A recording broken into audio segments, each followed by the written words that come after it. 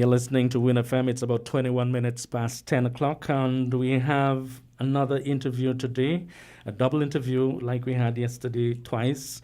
And this morning, we have with us Kenny Douglas, a former teacher, former ambassador to Cuba.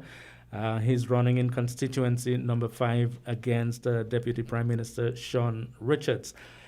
Kenny will also be joined in a few minutes by Dr. Terence Drew. So we'll have two of them. But Kenny, you're here. Let's start with you. Give us a bit of an opening statement. A pleasant good morning to you, sir, and a pleasant good afternoon. And a pleasant good morning to the good people of St. Kitts and Nevis Federation. And I can't start without saying a pleasant good morning to the good people of constituency number 5. Kenny Douglas, as you know, has been a humble servant for the people of Sandy Point, the people of constituency number 5. Has been working all my life for the good people of the constituency and the Federation of St. Kitts and Nevis in general. Kenny Douglas has decided to enter into active politics because of a number of reasons that you will hear me explain further on in this show. Okay, so you were a teacher for over 20 years, I think you said? 24 long years. 24 long years. And did you enjoy it? I love teaching. I love teaching. I believe that the youths, the young people, they are our future. They will be the ones who will be taking over from us very, very, very shortly.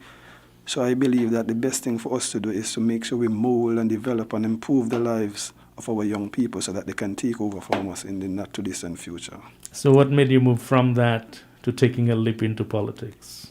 As I said before, I have been serving the people all my life. I have been helping the people, assisting the people, assisting them to, make their lives even better.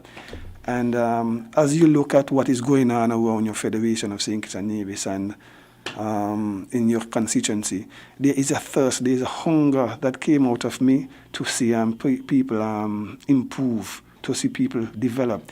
And I believe that the best way to see that improvement is to take it to another level and to enter into politics and hopefully lead the people in a better way.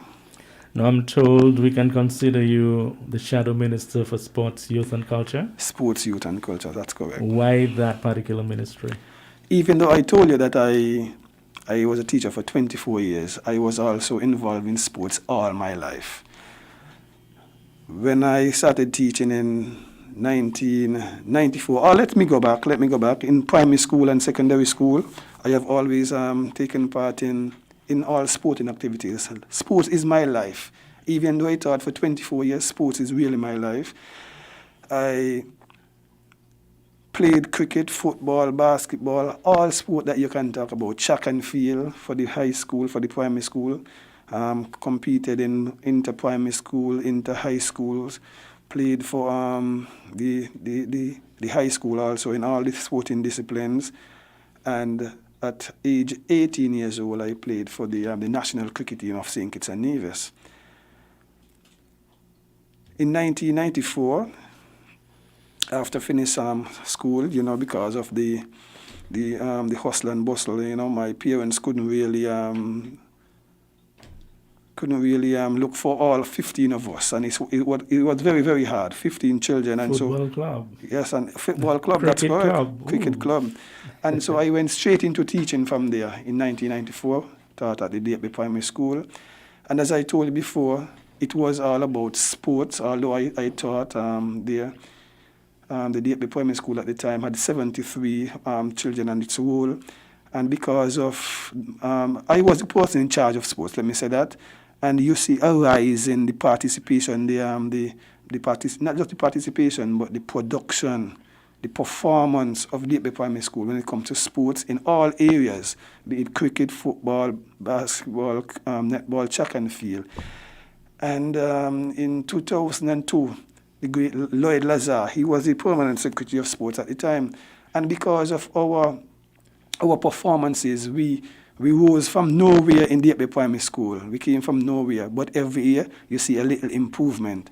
And in 1996, 1997, we won track and field championship. We won netball championship. We got to the finals in cricket and finals in football. And the great Lloyd Lazar came to me one day and he told me that, Kenny, you are doing wonders in sports. And we have some free sports scholarships to go to Cuba. He wants to send me to Cuba.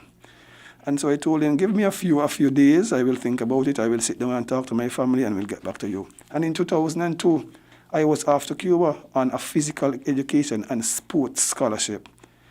And so, as I was saying, that was it all my life. Graduating from Cuba in 2007, I returned and was placed at Washington Archibald High School, where, as usual, I taught Spanish because, I had a diploma in Spanish also in Cuba. Everything was done in Spanish. And so I taught Spanish, I taught integrated science, I taught human and social biology, and physical education, those 4 subjects. I can recall my head teacher at the time, he sat down myself and the sports person. I was in charge of sports, as a matter of fact, at Washi at one point in time.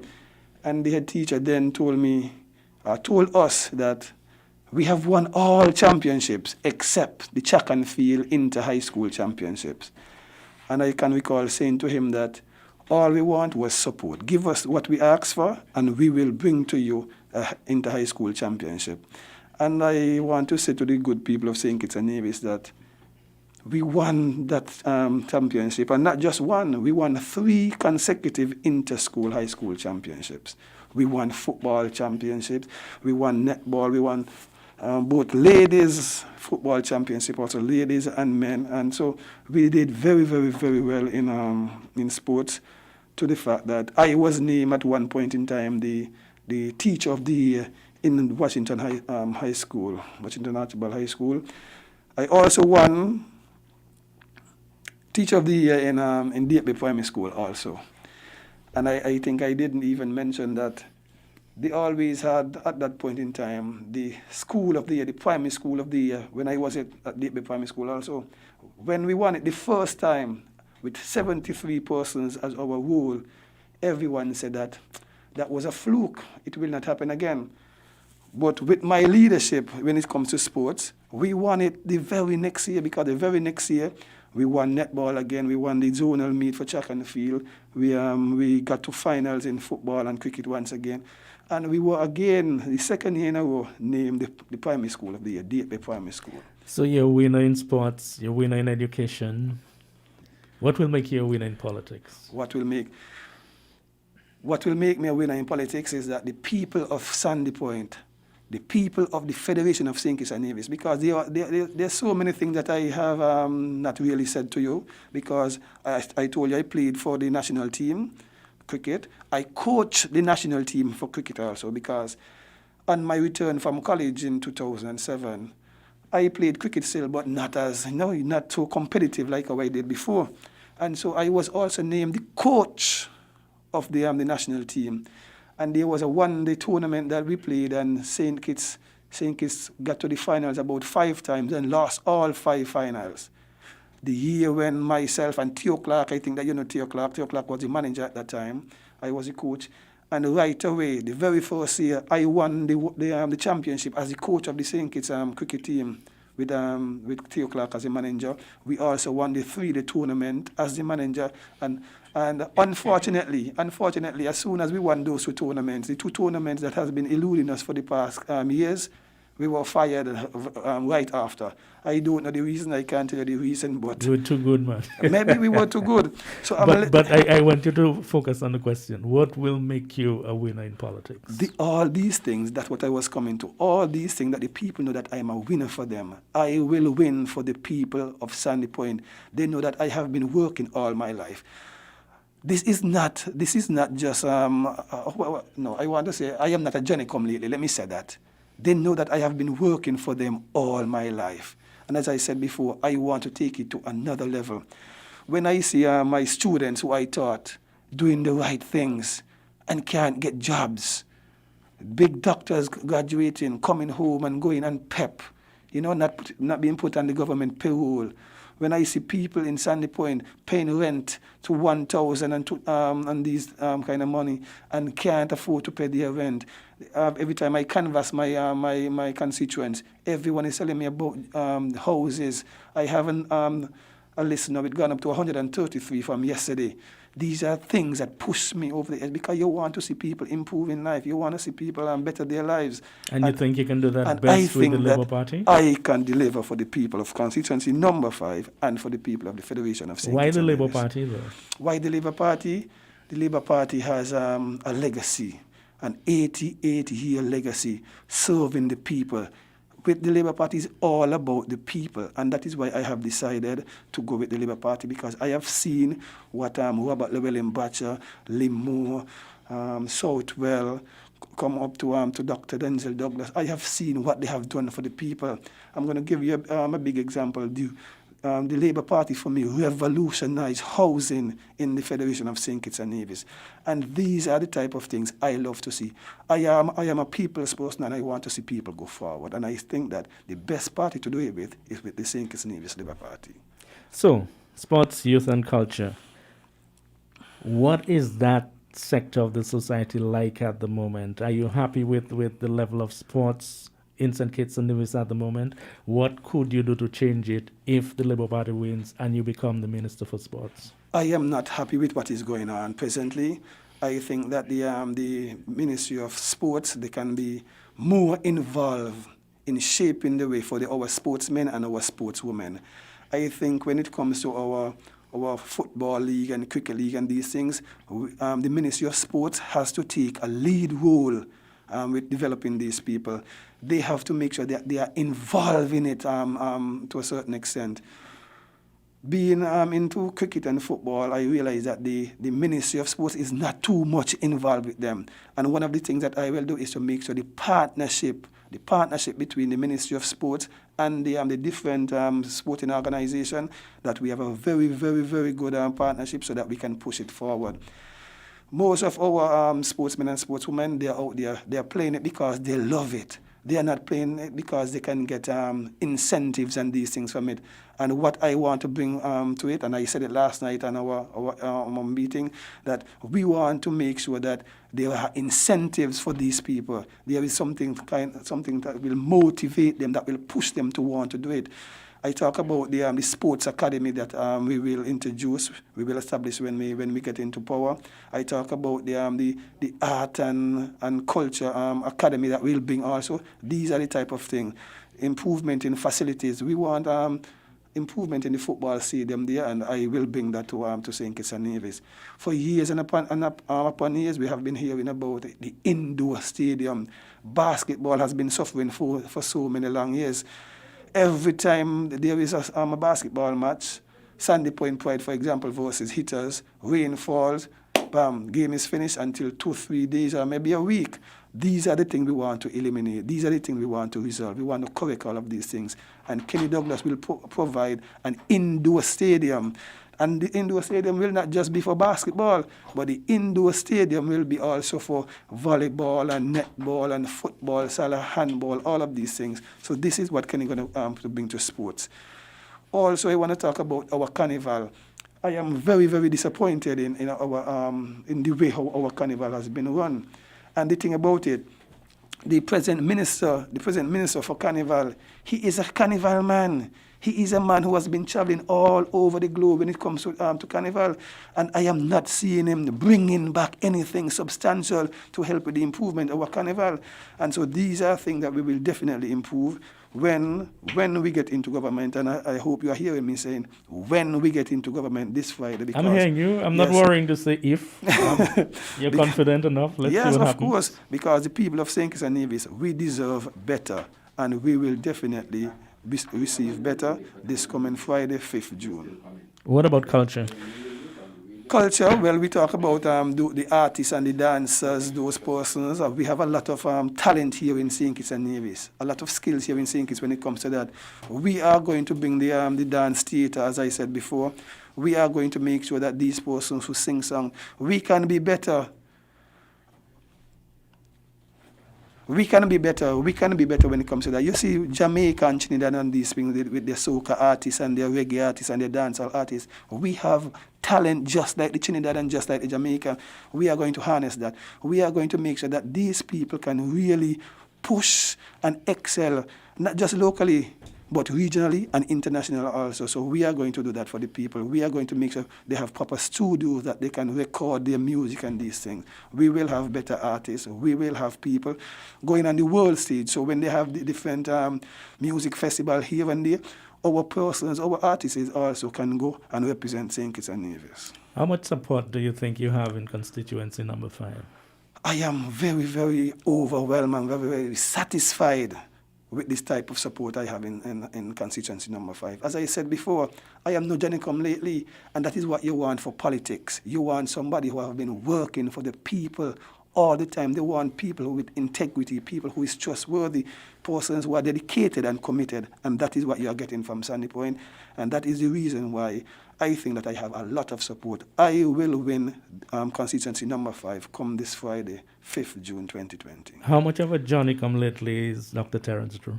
Johnny come lately? No Johnny come lately at all. This is a man who has been always working, and that is why I love our gym team, our next gen SKN gym team, because we have persons from all areas of life here in St. Kitts and Nevis.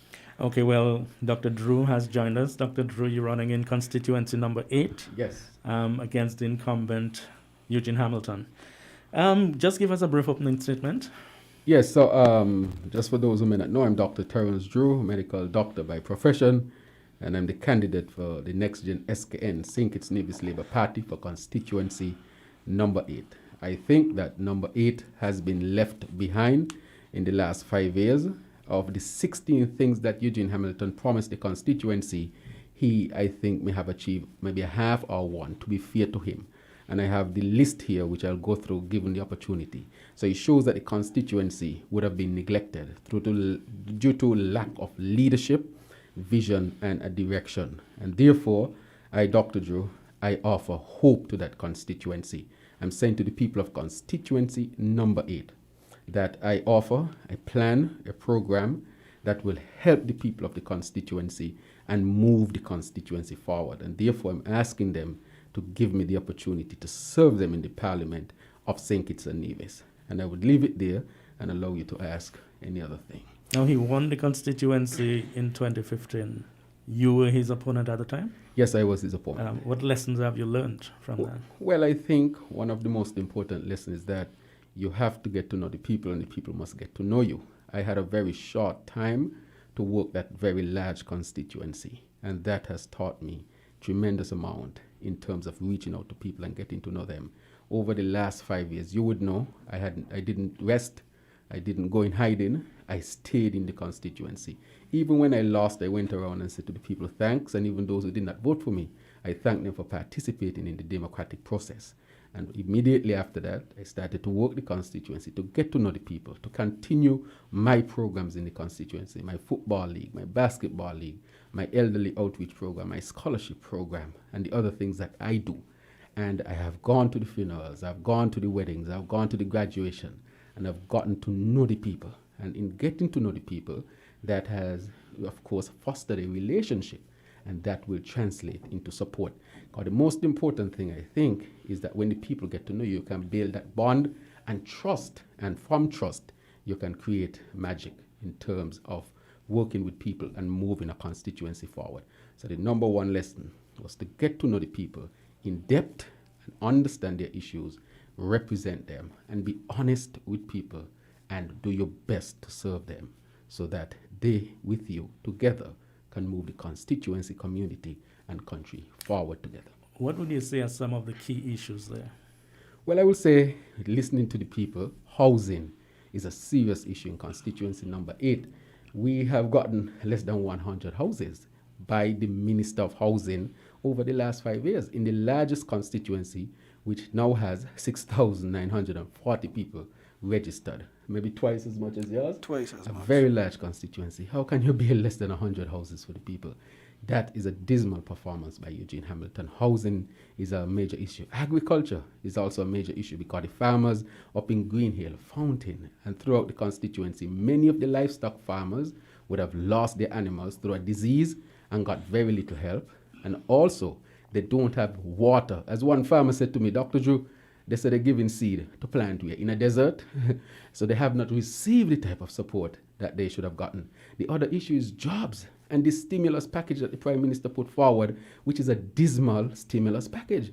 I just passed Social Security, and I saw dignified people standing in a long line in the hot sun.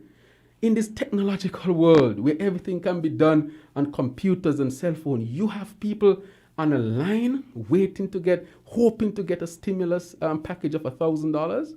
And $1,000 is not enough. It is below the minimum wage, which means that people who were let off are now getting less than the minimum wage. They still have to feed themselves, their children, of course, pay the bills, and people are under tremendous issue. So job is an issue, or even to survive under the COVID-19, that is a major issue. The other issue is healthcare. Before you go to Healthcare. Yes. Healthcare. I think if the government had given a $2,000 package, politics being what it is, you might have still been saying that's not enough. Well, let me see, but everybody know what is reasonable. And people understand that the minimum wage in St. Kitts and Nevis, most people who get it are saying it is not enough. I think at least you have to make an argument. Anybody can always say you can give more, but at least you can say, let's give the people minimum wage, because that is the wage that we have established to be somewhat livable in a sense, right? So then that does not, of course, preclude the government from doing that aspect. So we are saying people should get at least the minimum wage. Because when you go to these homes and you see them with their bills, and you see them, people working for $3,000 and $4,000 and gone down to less than minimum wage. I mean, people are living real difficult lives and the bills have not gone anywhere. So we are saying, if we have established that the minimum wage is what people need to survive, how can a government give a stimulus package with less than minimum wage? What are you saying to the people? That we, the government, think that this is the minimum wage, this should keep you at a certain level, a standard of living, but in a stimulus package, I'm going to give you maybe 4/5 of that, or 3/4 of it. So how do you expect them to survive? Maybe they're giving what they can. Well, I can't say that they're giving what they can, and I like what you say, maybe, but I can say that they're not giving what they can. They have to give more to stimulate the economy, and so that people can take care of themselves better. They could have given $500 to and said that is what they can give. They give $1,000. I think that they should at least give the people the minimum wage. I don't think that that's the best that the government can do. When we were speaking of surplus after surplus over the many years, where has the surplus gone? When we were told, the CBI is strengthened and it has hundreds of millions of dollars in there, where has that gone? So therefore we are saying, since you have the surplus and you had all these hundreds of millions of dollars in the CBI that you said you have reformed and is performing better, then use that to help the people of St. Kitts and Nevis. With that statement that came out of your last budget, based on what you said, I think that people should not get below the minimum wage. Okay, we're told you are the shadow health minister, is that correct? That is correct. And you are about to delve into the situation of the health system in St. Kitts and Nevis. Right. Feel free, please. Good. So I think that the health sector is too far behind. It has been left behind. It has not been a priority of this government. Why do I say that? Because too many of the health professionals have left, especially the nurses. In addition to that, this government had doctors on step, qualified doctors who studied 7 years on step. It means, therefore, that it could not have been a priority for the people of St. Kitts and Nevis. When you say on step, can you just explain? I mean, I know what it is, you know what it is. And the STEP training program. These are trained professionals, and you're going to take the brightest of St. Kitts and Nevis and put them on a training program that you have other persons on. I mean, even the reasonable man who might be on STEP would say, Lord, man, a doctor shouldn't be here. What message are you sending to the young people? Is it a case of St. Kitts and Nevis having too many doctors? I don't think it's a case. I think it's a case of mismanagement of the human resource. Why? When you go to the hospital, you lack a dermatologist, you lack a pulmonologist, you lack a nephrologist, you lack a neurologist, you lack these specialists, endocrinologists, a gastroenterologist, and a cardiologist. The number one causes of death, cancer and heart disease. You don't have a hematologist. You have one oncologist and you don't have a hematologist. And you don't have a cardiac specialist, and this is the second the second cause of death of our people. So it means, therefore, that there's no priority. And that is why I'm saying under the next gen SKN, we will make sure that these young people, we send our doctors back to become specialists, so that at least we can have the specialists to deal with the most common causes so of the death. problem is not enough specialists. Right. That is a major problem. Not enough nurses either. And the nurses are not being treated well. Can you imagine on Nurses' Day, the Honorable Wendy Phipps said she hoped the nurses are not taking up the hospital supplies. That was her first speech to the nurses. That was a total disrespect.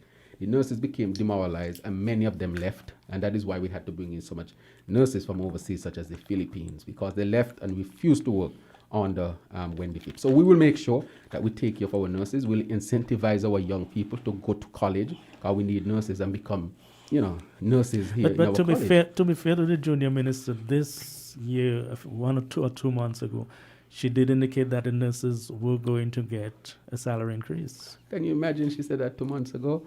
She has been there for over 5 years, and 2 months ago, on the eve of an election, It was budgeted in the last so if it was fiscal package. So if it was budgeted since January, how come 2 months before an election, that is when they're supposed to get it? If you budget it means that you have planned to pay the nurses from January onward. The nurses deserved it, because when they bring in the foreign nurses, they gave them housing allowance, transportation allowance, a lot of allowances that our local nurses could not get. Our nurses could not even get a drop home 11 o'clock at night after a So shift. how will all that change under a Labour Party government? Well, we will change that significantly. First of all, we're going to give the nurses the opportunity to have duty-free vehicles so that they can purchase their own vehicle if they wish to. And not only that, we will put a system in place of transport to make sure that the nurses get home and the nurses get to work. Hotels do it. Why can't we do it for our nurses who are working to save lives? So if a hotel can do it, we can definitely do it. I see other small businesses have a transportation system where they pick up the workers and drop them off, and we are going to do that for our nurses. The first thing I'll do for our nurses, we will create an atmosphere where we will reestablish the prestige of the profession. We will institute the stipend to a level where our people can go into nursing and don't have to go through hardships. We will set up a hospital board to deal with the grievances and the issues of the nurses and other health workers. Our doctors will be sent off to specialize, and we will make sure also that we build a brand new hospital, and that hospital will be modernized with all the equipment that a hospital should have: MRI, CT scan, and these are not exotic equipment anymore. These are standard of care. If stroke is the number one cause of death, or one of the top causes of death in St. Kitts and Nevis, and you need a CT scan to diagnose stroke, you must have a CT scan there. You must have an MRI there. I'm not talking about having some fancy machine that people won't need. The rate of heart disease, strokes, cancer, and so forth, that is telling us if we don't get what is necessary to deal with these things, people will continue to die prematurely. I will tell you, I had a patient, young person, had a cancer, needed treatment. I know the treatment existed because I studied in the United States also. Had issues with insurance, issues with payment.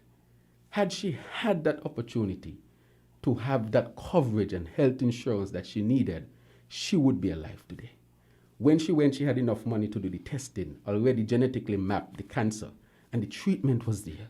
I did everything in my power to call my friends in the United States and so forth. Let's get her some treatment. Eventually, we reached the point where we could have done it, but because of a law that was passed under the new U.S. government, she could not get it. And that patient died. I mean, that is where it's painful, and that is why we have said that any Kittitian who can get a treatment out there that will save their lives, the country will step up.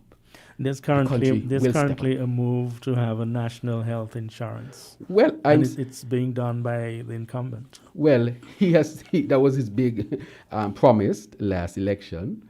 5 years have gone, and he has not delivered. Let me say that the St. Kitts Nevis Labour Party had a plan and left the plan on the desk. When Eugene Hamilton came in, there was a lot of infighting in the Ministry of Health, that the health insurance is being managed from the Ministry of Agriculture, not the Ministry of Health, because of the conflict between Wendy Phipps and Eugene Hamilton. The first thing I'll do is to bring back that project back into the Ministry of Health. Agriculture has nothing to do with this. Back there will be no conflict in the Ministry of Health. I have spoken of universal health care. He was speaking of insurance. Then he shifted to universal health care. Because you cannot have health insurance without universal health care.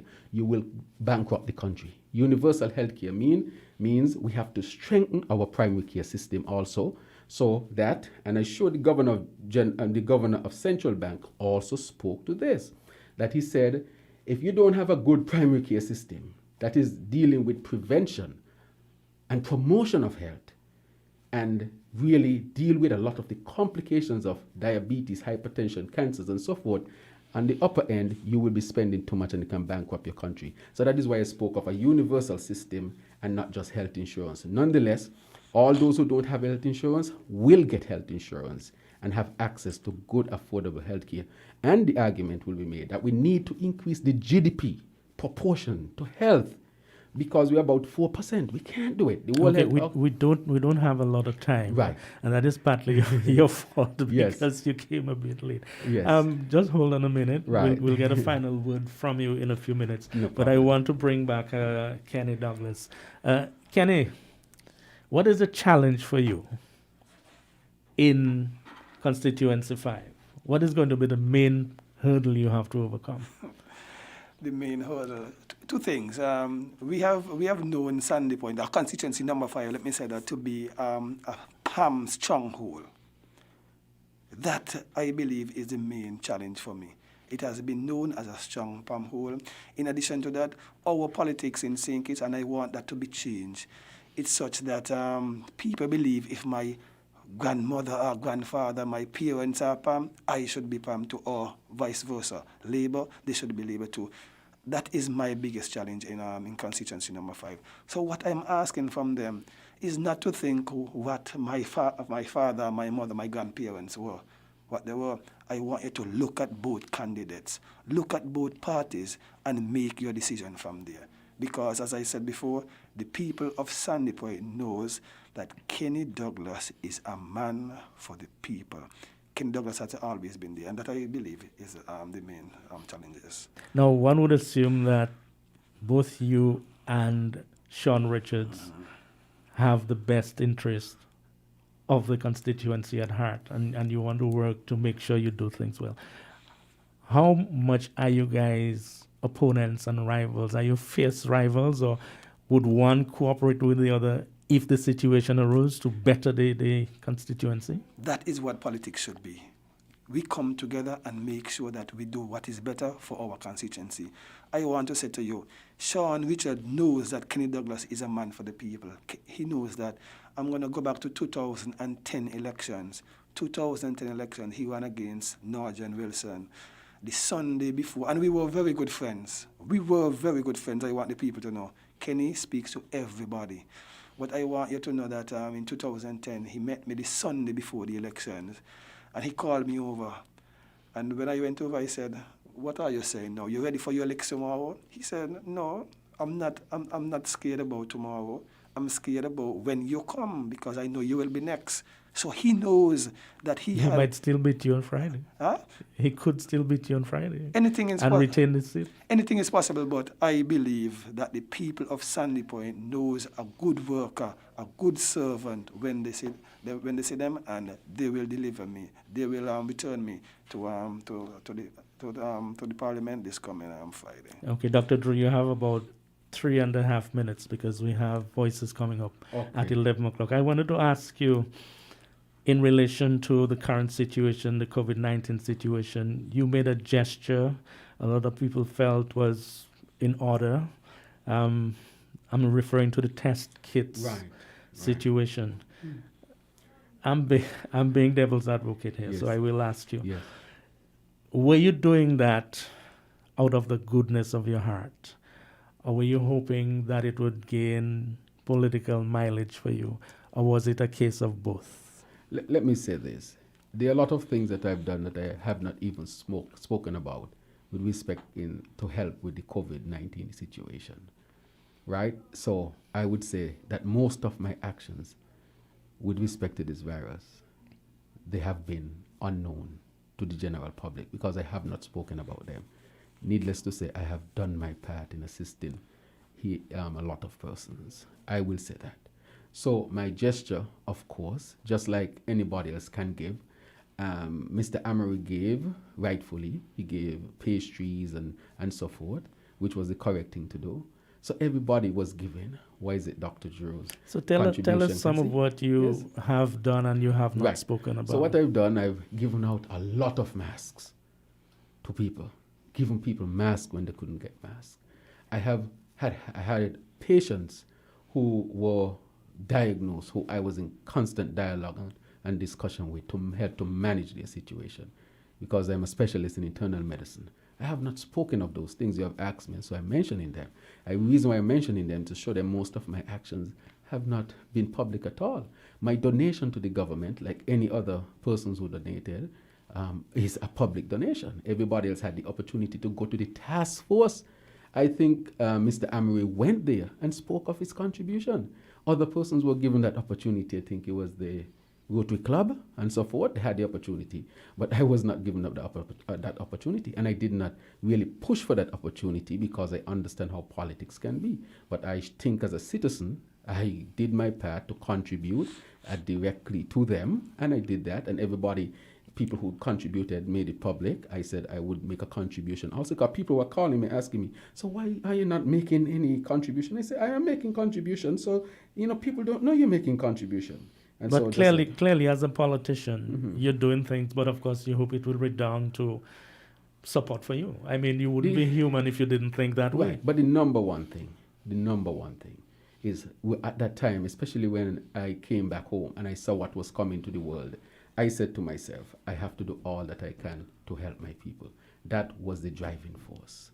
That was the number one driving force behind all my activities and efforts. And we even asked the government, let's sit down together. Had the government sat down with us, they would have gotten more credit than me. God, then they would have looked, magnanimous. The government has called the opposition to sit down like every other country, and they would have been almost like they're leading me. I was willing to sacrifice all of that to work together to get this moving forward. Okay, you have 2 minutes to make a closing statement. So I want to say to the people that the St. Kitts Nevis Next Gen SKN has released our fiscal stimulus package once we take office, and I'll go through them quickly. 1, pay an honorarium of 2 months' salary to all COVID-19 frontline workers, including nurses, policemen, medical staff, security personnel, and so forth. We will do that.